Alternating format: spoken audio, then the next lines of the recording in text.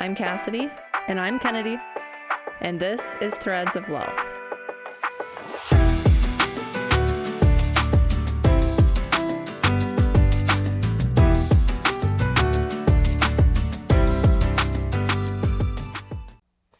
Today, we're so excited to sit down with Hollie Hackbarth, a mom who embodies intentional, traditional living in such a beautiful way.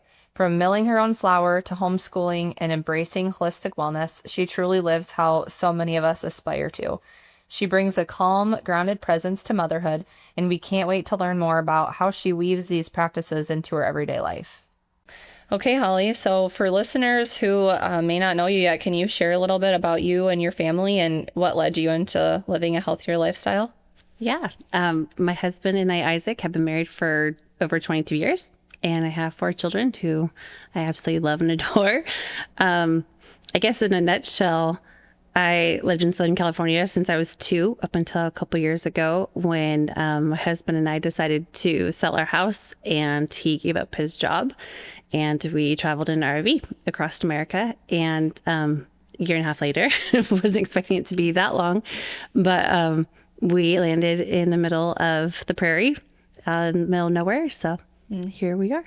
You traveled in the RV for a year and a half? Yes, we did. I didn't Well, know we that. did stop at my parents' place for a while. Wasn't the entire year and a half. Yeah, But right. I didn't know that. yep. That's awesome. Yeah. And what drew you to land in South Dakota? Honestly, I have no idea.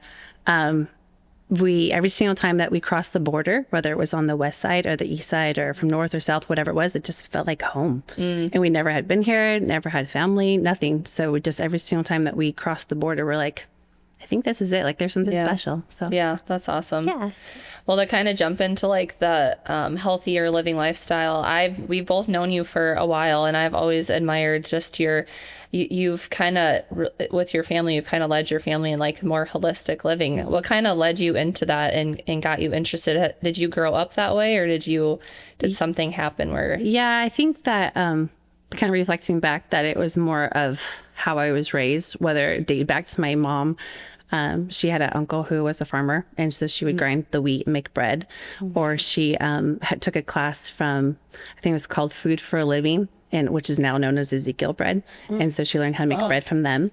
To my sister, who became a mom when I was 13, and she kind of had alternative ways of doing things. And back in the 90s, they didn't have milk. That was there was milk and that was it. They didn't have anything alternative. So she did a lot of research and different ways of doing things. And then my other sister married a chiropractor.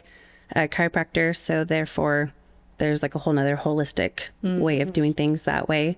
My mom and dad got property over a decade ago, and my dad planted trees and gardens and chickens. And so it was kind of always just there. And I think being the youngest of it, I just absorbed a lot of that information and knowledge and desire. Yeah. So because you grew up that way, did you ever have a point in your life that you became more passionate about it? Or was it maybe when you became a mom that you thought, hey, maybe I'm passionate about it for these reasons, not necessarily just because I grew up this way? What was one point in your life that you kind of had that realization on your own? Yeah, for sure. There were a couple. The first one would be probably when my oldest sister kind of brought essential oils to our family.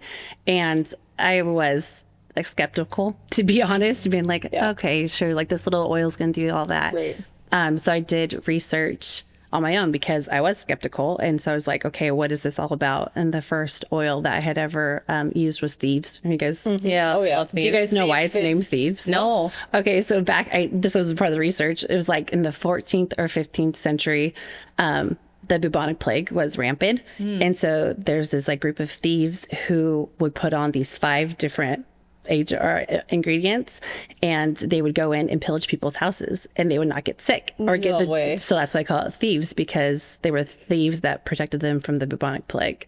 And so that's how it got That's named. incredible. So I was like, well, that's weird. That's so cool. And then there was another research that I did that a nurse had a testing for disease kind of stuff. And so she wiped chicken all over her countertop and swabbed it, and it was purple, bright purple, bacteria. Right. And then she put thieves on it, like the spray, and wiped it and cleaned it. And then she swiped it again and it was virtually like clear. And so I was like, okay, so if it's something that's natural, that's not toxic, that my kids could lick it and eat it and do whatever, like I'm sold. Like I can do that. So that I think kind of started that getting a burn and then putting lavender on it. And it's just like, okay, that really does heal it and it really does help it. So that's kind of when I became a believer of like, there's a different way of doing something. Yeah, for sure. What's your favorite oil? Oh gosh, whatever it is All for the the need. above? Yeah. Yeah. There's definitely different ones for different things. Right.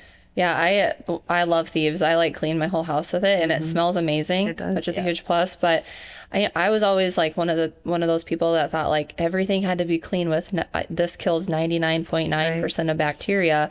And it's like, well, we also need good bacteria. So when you kill it with that, you're losing all of the good bacteria also. And so I've noticed like thieves actually cleans well. So little side plug for Young Living and Not sponsored. Thieves. Yeah, exactly. No, but we love thieves. So Yeah. So what was kind of like, as far as food goes, what was kind of your like first, I mean, maybe it wasn't a change that you made, but what is something that you've always loved as far as like traditional wellness eating wise? I think everything from scratch or obviously homemade. My mom always made food for us 24/7 for everybody else. But another thing, how you mentioned like what kind of like pushed you into it was definitely motherhood, which I think is a common denominator for a lot of people, where you'll do anything to help your child or find a solution. Where my oldest was in the hospital diagnosed with type 1 diabetes out of nowhere. And the food that they gave him was unreal. Like nobody should eat this stuff, let alone a sick child. So I think that when they're like, this is his lifestyle, this is what he should be eating, the no sugar. And I said, absolutely not. Like that's not going to go in my kid's body, and that's not what's going to heal him. Yes. So that I think sent me into a whole nother research of trying to find things for sweeteners or low carb or no carb or glycemic index, like all that stuff that I've never navigated before, and no one that I knew had ever navigated, sent me into like a whole nother world of research as well. Yeah. That's a real thing. We were she had a little procedure done, and I went under anesthesia and came out, and the three things that they give her are those like Starburst popsicles, or like the bright red dye 40 popsicles, and then Jello, and it was some kind of juice that wasn't like a fruit juice. And I'm just like, that's what we're really going to give our children It's a broken to system. heal them. Yeah. So you talked about just as a mom, like what you have done for your children, especially with that type 1 diabetes diagnosis. So some of the feedback that we've heard since starting this podcast and kind of trying to get it out there a little bit is especially from young moms or moms that have just had children and have never really been introduced to the wellness space. But now that they have children, or a child, they realize there's more things or better things that we could be doing for our kids to help them long term. So, but it's also very overwhelming, I would say, just speaking from experience. If you all of a sudden have this child in the world and you have to keep them alive and you have to keep them healthy and you have all of these things in front of you that, like the cleaning products that are marketed, 99.9% of germs, there's just a lot of information out there. So if you are talking to a mom that is just introduced to the whole wellness space, she has a child, she doesn't know where to start, where would you personally start if you didn't grow up the way that you did? Yeah, that's a good question. I think that an easy one to do is fragrance, like candles. Yeah. Like how endocrine disruptors. That's a really easy something to do, is not do the fragrance. Just to look at the toxins, look at the ingredients, look at the things, be mindful, less ingredients for food, less is best. Just starting there and kind of just navigating. Also, kind of get off the internet in some sense, because there is such thing as too much information and it's kind of overwhelming. So maybe just pick one thing and you start there rather than trying to do it all at one time. Yeah, I think that's huge. I was actually just eating with some friends last night, and it's my sister-in-law. She just had a baby a month ago, but she was talking about how on maternity leave, especially in the wintertime when there's not a whole lot to do, we all just kind of agreed that you just get pulled to your phone and you just get pulled to social media. And there's a lot of information out there. Some of it's good, but most of it is just noise that maybe makes you doubt yourself. And so I think that's super important. And I need to take my own advice there, because it's really hard to not get pulled into the noise of social media and the comparison of what other moms are doing or other experiences. So Absolutely. I think that's a really good point. Yeah. And to that point, I think that advertising is really has been a very key thing in how our country has kind of shifted in this, in our food system and healthcare, everything. And so I think on social media, especially, that advertising is still very real, not only on TV. What's something that you used to think was too much work, but now it feels easy or natural? Probably homeschooling. Yeah. Something that I didn't really think that I ever wanted to do, even though I think deep down I knew I would. Yeah. But I kind of stayed away from it as far as I possibly could. But because I was like, that's just too much and too many kids and too many different personalities. And now it's like, I would never do anything different. And it feels very natural. So did you start out by sending your kids to public school, or did you kind of have that mindset before you had children? And once you had children, you decided that was for you? Yeah, it was always a question. It's like, well, my sisters did homeschool. Okay. And so it was kind of just like, that was the natural progression. But we did have a LO Christian private school that my father-in-law actually was a principal at. And so I was like, that's kind of a no-brainer. Yeah. And it was just very quaint and was there all the time. So it felt like it was right until it was time not anymore. But we did start out just a Christian private school. Okay. So what does it look like, your routine every day with homeschooling and having 4 kids that are on different levels? Right. Well, that has changed throughout the years for sure. Before we sold our house, we used to have a homeschool room, and it was just on point. Like every morning was the same. We would wake up, we'd have the morning time, and everybody had their own desks, and that was amazing. I actually do kind of miss those times. But since we don't have that anymore, it was more like on the road. But that was also great, because then obviously the Lord kind of provided for that space already, because we were going to be traveling around. We didn't know that we would be living in an RV for a while, but we were able to take school with us, and we already had a routine and that going. So that was kind of cool. But on a daily, every day is different. There's nothing that one day looks the same. Now that my older 2 kids are older, obviously it looks different. Now the older kids are helping the younger kids. So that's kind of beautiful in its own way. So I can't really answer that, because every day is different. Every day is different. So how do you balance learning from a curriculum and learning naturally, like being outside and learning from life experiences? How do you balance something like that?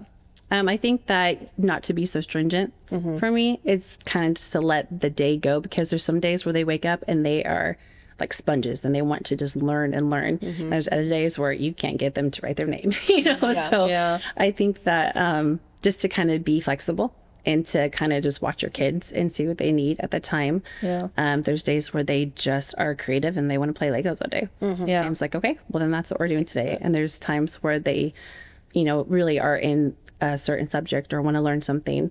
But we go year round. We don't really stop. So I think that we have that flexibility to where if there's a day where they're just not feeling it, then that's okay. And then there's other days where we hit it hard and do multiple lessons a day. Yeah.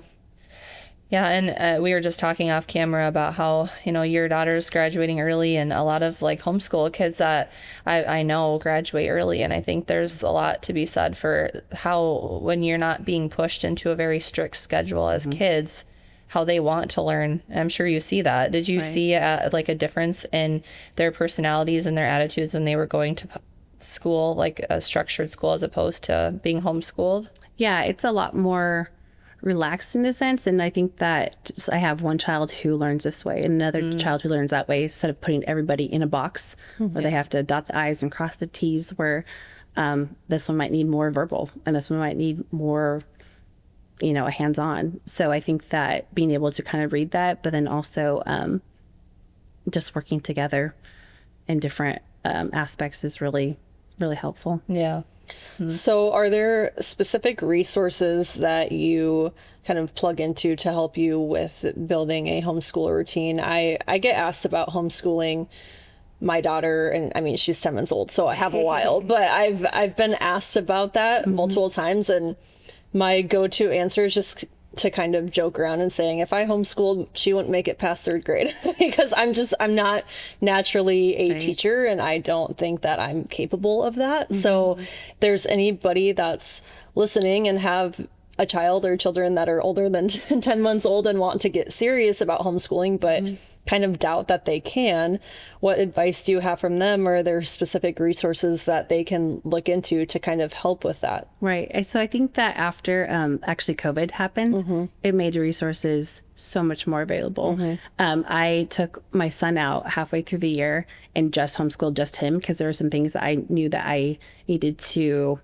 not tackle, but, you know, like kind of help him more on, because I could see him kind of falling different ways.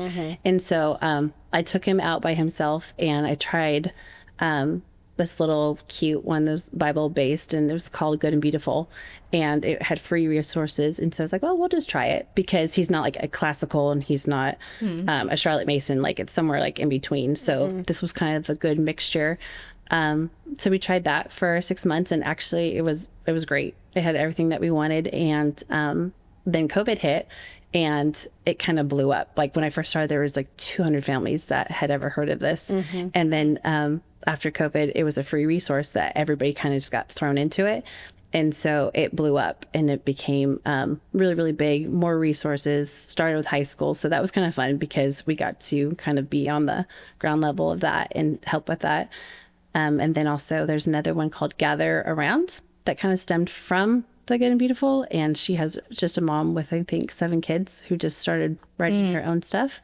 And so I think those are 2 really good resources that I keep always going back to for them. That's helpful.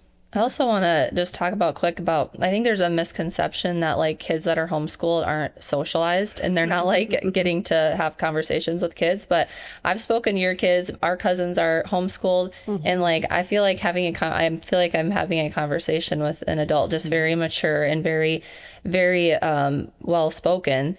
How do you feel like your kids, I mean, can you just speak to how your kids socialize? I don't think that they necessarily need that interaction with kids like constantly during the day like people think, in order to be a well-rounded kid. Yeah, no, I completely agree. There is definitely a misconception about that, to where so you're in a classroom with people that you don't talk to, and even to go back to the COVID thing where they all had masks on and things around them, and they're like, so that's socializing. But then you have all the homeschool kids who are actually out and running and playing with each other.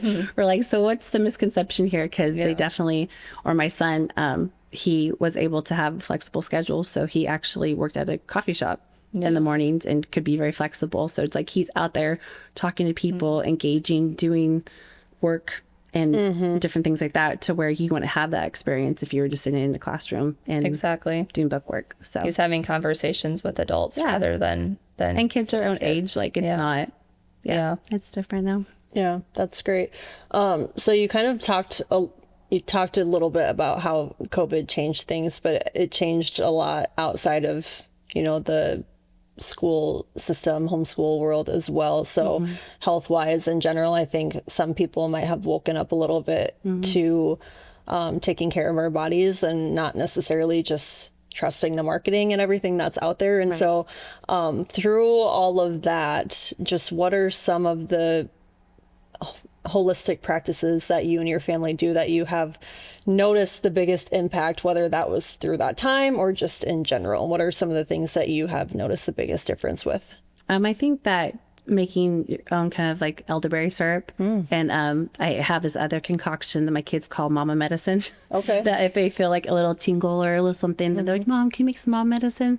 And so it's just like apple cider vinegar and ginger and lemon, just like a concoction like that, to just kind of just take care of yourself and listen to your body of what it needs. And then instead of running to a pharmacy or trying to figure something out, you put something in your body that actually works with your body, helps heal it, whether it be food or oils or something that God basically has already made for you. That's exactly what you need. How long have you been making your own elderberry syrup? Right after oil, so probably about 14 years. Wow. I I love elderberry syrup, but it's hard for me to find a good quality one. And so I've always struggled with that. So I think that's amazing. Is it difficult or is it pretty easy? It's very easy. Is it? I have to get that recipe from you because Yeah. I was just talking to this or about this with some friends, even I think it was a couple weeks ago. I'm like, I can never find an elderberry syrup that I truly love, that I'm like, this is the ingredients, and there's always a little something extra in there that I'm like, I don't think that's quite necessary. Right. So if you make it, then you control what goes in there. You know exactly what it is, and exactly you can do whatever ratio you want. Yeah. Yeah. One thing we both added into our routines lately is H2 Tab, the first company fully dedicated to molecular hydrogen tablets. And it's so simple. You just drop a tablet in your water, it dissolves, and your water becomes infused with pure molecular hydrogen. And we've genuinely felt a difference. I love taking that along with the Daily Essentials vitamin packet. It helps my body combat oxidative stress and supports natural energy without feeling jittery. The days that I have accidentally forgotten, I really notice a huge difference. Yeah, I've also been using it after my workouts, after I teach Pilates, or even when I'm traveling. I notice better recovery and overall just better mental clarity. If you want an easy wellness habit that actually fits into your real life, check out drinkh2tab.com and use our code Threads of Wellth for 10% off. That's code Threads of Wellth. Wealth is WELLTH. Threads of Wellth for 10% off. I want to talk a little bit about milling your own flour. I started doing it a little bit ago, and I me and you went back and forth on it a little bit. What are some things that you've noticed as opposed to, I mean, you've been doing it, you've been around it for your whole life. But maybe what are some benefits of milling your own flour, and why is it worth the effort as opposed to just going and buying bread? Right. So the first thing obviously is the freshness. You know exactly what you're getting and what the shelf life is. It's not been sitting on the shelves for years or months or whatever. Obviously the benefits, it's whole. It's a whole grain. One thing though I do have to mention is through my son and finding all the different things for carbs, I found kamut. You guys ever heard of that? I don't know. So it's a grain that's never been genetically modified. It's an ancient grain from overseas. It's high in protein. It's like 60% naturally. It's low in glycemic index. And so people who have celiac or are on a gluten-free diet, they can actually eat it because it's good for your gut, and it's pretty much just gold. So what's it called again? Kamut. Where do you get it from? I found a place online. It's called the Food Nanny. Okay. She actually is the one who started milling it because it's kind of a hard one to grow, I guess. Only certain people can do it because it's a certain climate that needs to grow. And so I started buying it through her and have been doing it for about probably 8 years. So there's other kind, but kamut is the one that actually is the organic certified of this kind of grain. So when I was doing farmers market, there were some people who came in special order. Like, hey, my daughter can't eat gluten, but she can eat this. Can I get more of it? Really? So you can't say, oh, it's gluten free. But with my own son and knowing stuff of what he needs and what he can and can't have, that you don't have the spikes, and you have it's really good for you. So that's great. I love making sourdough, but I've actually stopped in the last probably year. I just haven't been on top of it like I usually am. And mainly it's because when I eat gluten, and I'm not gluten-free and I don't have celiac, but when I eat gluten, I just notice a lot more inflammation in my body, and I struggle with eczema that we've kind of talked about Cassidy's kids have and do. But I love bread. I love making my own bread, but it's just something that I'm like, I don't know if it's worth it for me because I feel more inflammation in my body because of that. And so that's something I'm going to have to look into. So when you mill your own flour, what do you mill only the flour you're going to use that week or that day, or what does that look like for you? I'm pretty much baking almost every day. Are you? Okay. So mostly just daily if I'm going to do that. So if you're not baking daily, so say that's something I wanted to get into. I know you have before, but if you mill flour, how long would it be good for to use? If I don't use it that day, I'll just throw it in the freezer. Okay. And that actually keeps it. I just recently learned that if you like, it's good in the freezer for a while and then good in the fridge for like a couple days. But if like after you mill your flour, it loses its nutrients. Like, and that's what another big benefit of milling your flour and baking your bread, as opposed to like the bread that we, buy has no nutrients in it like it was originally supposed to have. So that was interesting. Which I think goes back to like, as far as how you feel, I don't think it's necessarily bread. It's probably maybe the kind. Or what we're using. Yeah. Okay. So you also garden. Can you tell us about that and how you involve your kids? Yeah, so I feel kind of silly even saying I garden because I'm from zone 9. And this is like, it's like you get 2 months out of the year. 3B. So it definitely is a learning curve, which I'm still in the process of. But I mean, my dream is to be completely sustainable. I'm giving myself 5 years. But this past year, I did do some, I added flowers this year. And I think that was a game changer, just to see beautiful colors out there, or to go and have my kids cut the flowers and bring them into their rooms or to the table. That was really fun. Did carrots and onions and lettuce and that kind of stuff, or just the basics. It was kind of a learning curve this year to see like what grows where and what kind and how and where on the property. So I think that there's a misconception that if you live in town or on a small property that you can't garden. Do you have any tips for people that have a smaller property and how they can make it possible? I just do it. Yeah. Because I think that there's people who can be self-sufficient for years, just like on an acre. So even if you have just a small, at least you're doing something, whether it be herbs or you have lettuce or something, at least you're knowing what you're growing and what goes into it. That's true.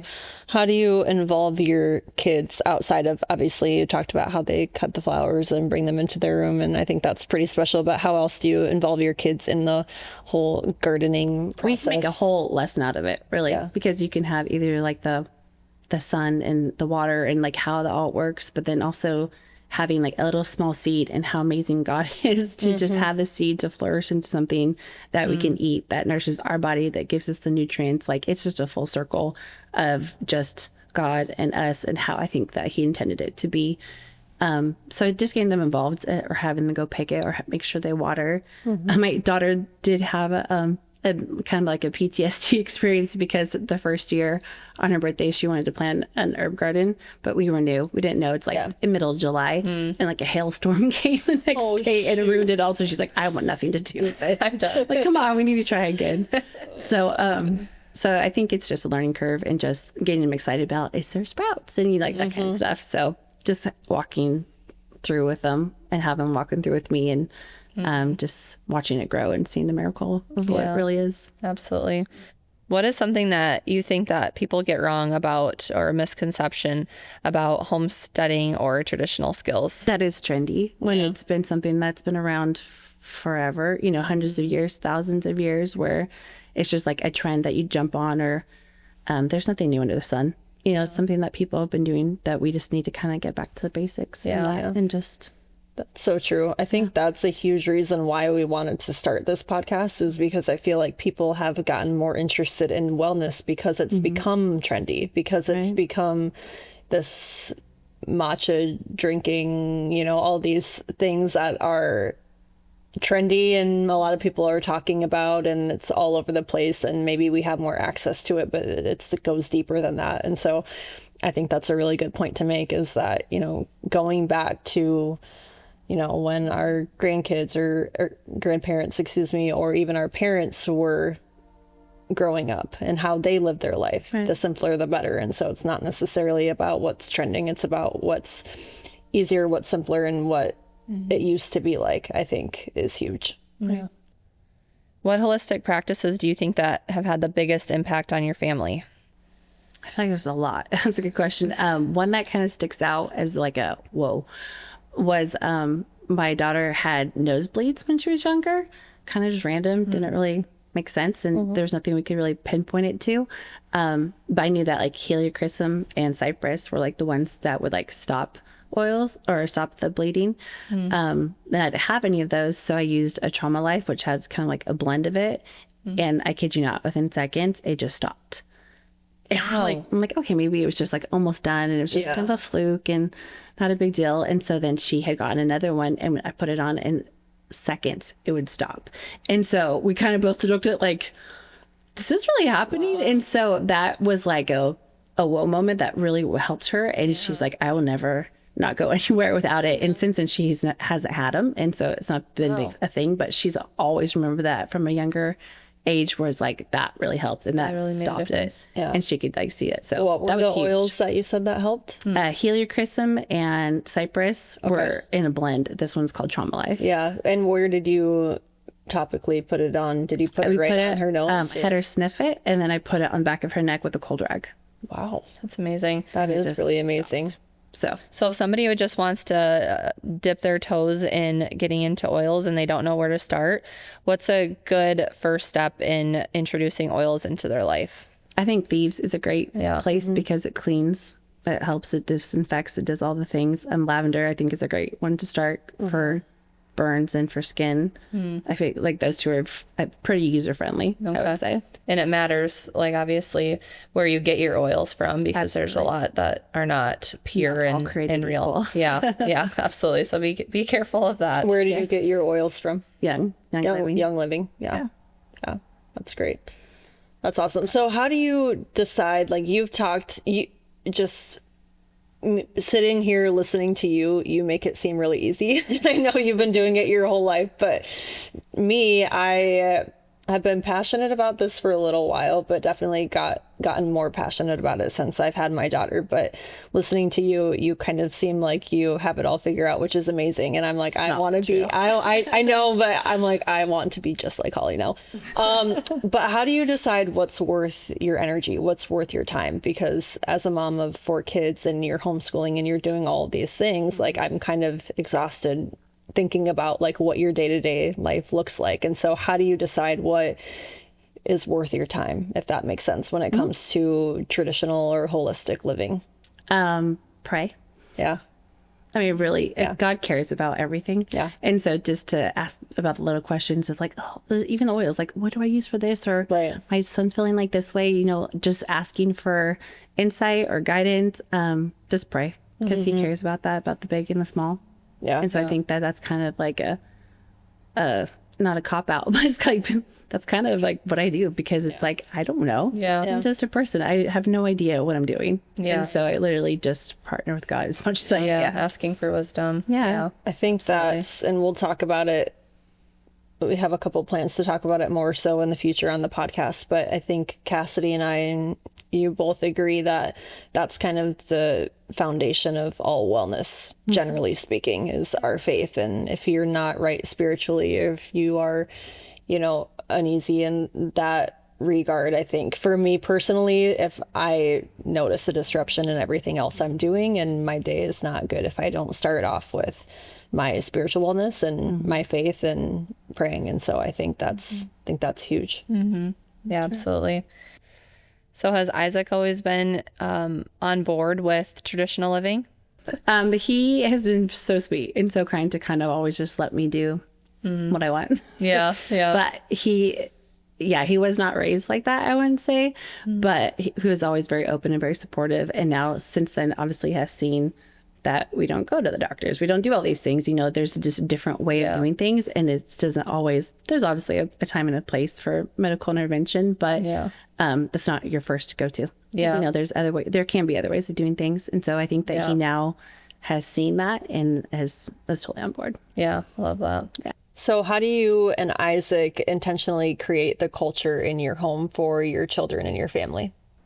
I think that this last season that we have been intentional to kind of bring them through the process, where I think as parents, there's a lot of things that our kids don't need to know and aren't involved in.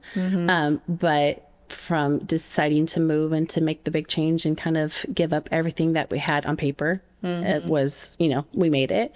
And so I think to be like, well, why are we moving and why are we doing this? So just being very intentional with them about why we're doing it and watching them see how God's provided ways when there seems to be no ways. And so I think just being intentional and involving them since they're at the age where they can kind of understand and own it themselves. Yeah. And would you say that's how you kind of protect simplicity in your home too, is just by being intentional and upfront with your children and just kind of bringing them alongside of, because you and Isaac are obviously a team, but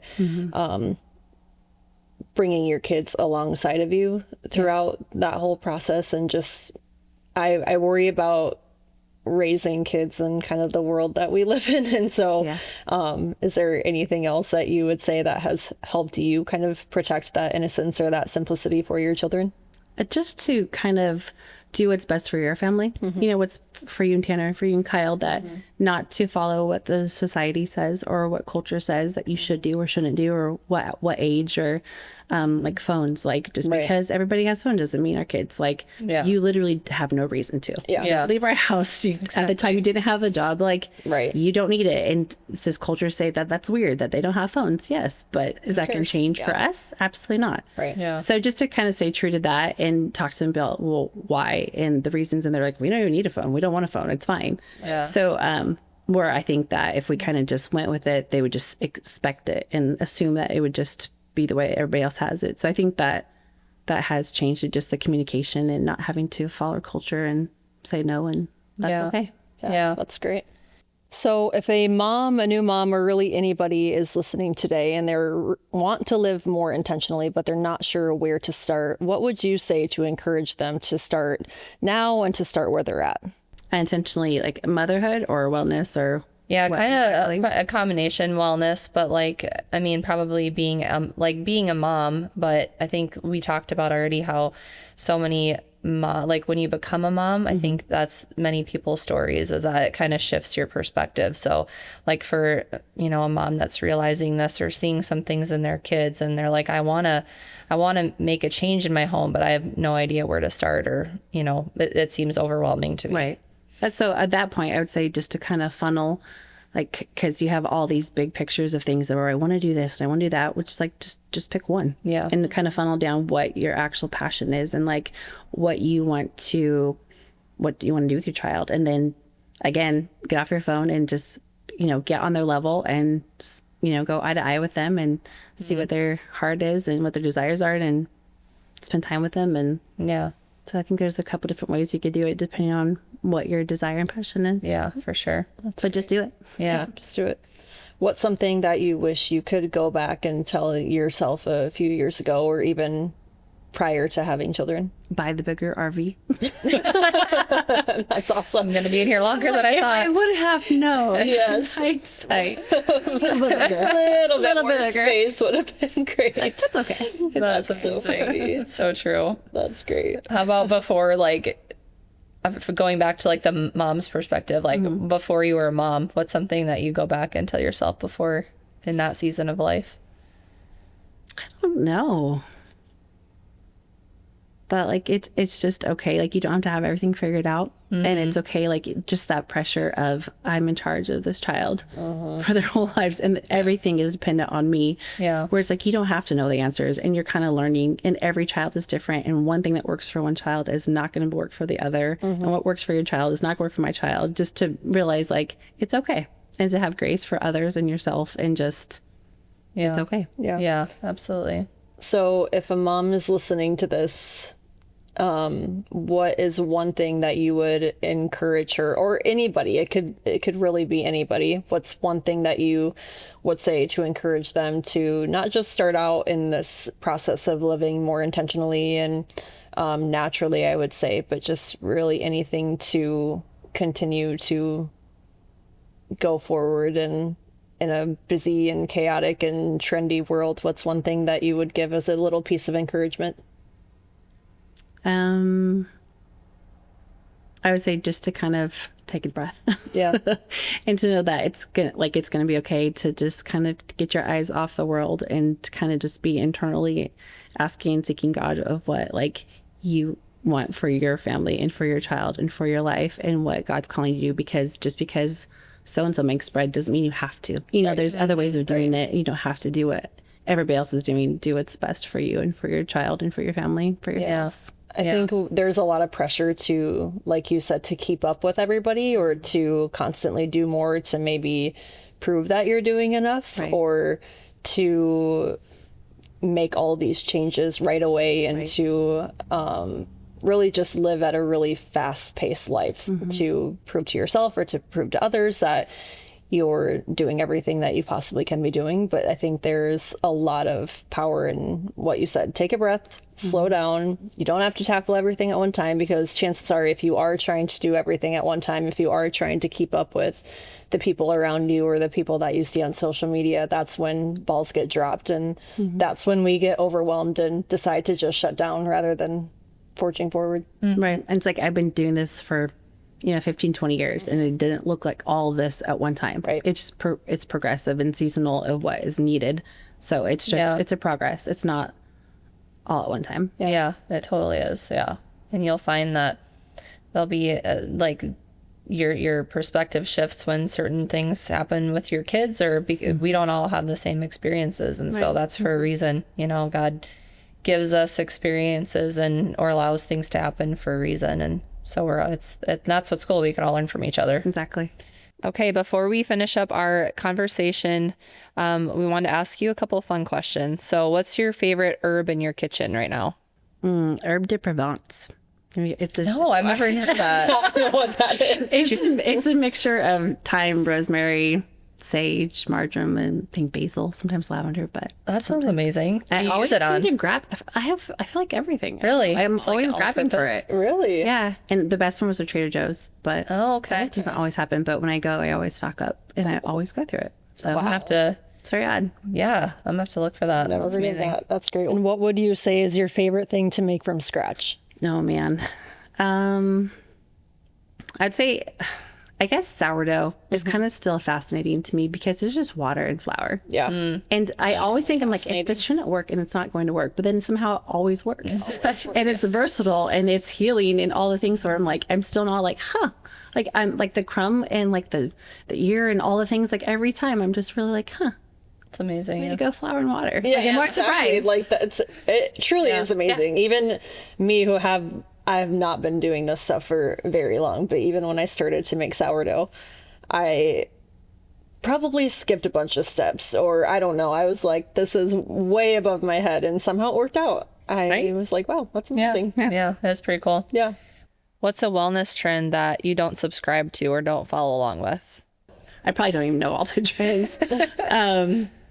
I probably would say gluten-free, which I know would probably get a lot of lashback on that one. Maybe the nicotine patch. Yeah. I think there's people who swear by it, and Yeah. some people who are like, absolutely not. I personally probably won't jump on that bandwagon. Yeah. Yeah. Yeah. Yeah, totally. What would you say is your favorite tradition to share with your kids? Oh man, especially around this time of the year, it's kind of hard to pinpoint one, but Right. I would say just the tradition of partnering with God, literally in everything, because I mean, he's the creator of all. And so to just enjoy the beauty that he's given us and all the blessings, and just kind of, if nothing else, like pass down to my children, if I could pass that down, that would be amazing. Absolutely. That's great. Yep. Well, as we kind of wrap things up a little bit, I know there are going to be a lot of people that are interested in everything that you're doing. So are you on social media, Instagram? Is there a way for people to connect with you, to kind of maybe learn more from you or follow along with your journey? I did start one. Did you? When we moved, just because obviously for pictures and stuff from my family. Right. But doing farmers market, I kind of just amped it up a little bit, but I'm not really great with it, but I do have one. It's on Instagram and Facebook. Just your name? It's Paradise Hills. Paradise Hills. Okay. Paradise Okay. Hills. Awesome. So maybe I'll be more proactive. We'll tell you so people can find you, because I think people are going to be really interested in everything that you're sharing. What's one thing that, if you could leave one message with the audience, what would it be? Just do it. Like, you can do it. Don't feel like you can't do it. That there's always a resource or a friend or a recipe online. That there's so many resources now that, or like, if you're getting it's just something, then just do it. Try it. What's the worst that could happen? Yeah. Well, Hollie, as we wrap up, I just wanted to personally say thank you so much for chatting with us today. I know I personally took a lot out of this conversation, and I know that other people will as well. So I just appreciate you sharing your heart, your story with us, and I am excited for everybody else to be able to listen to your wisdom as well. Thank you so much for joining us, Hollie. We're grateful that you joined us.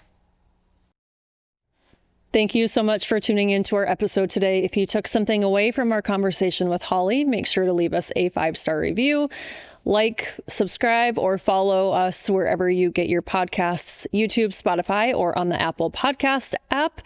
And we will see you next time on Threads of Wellth.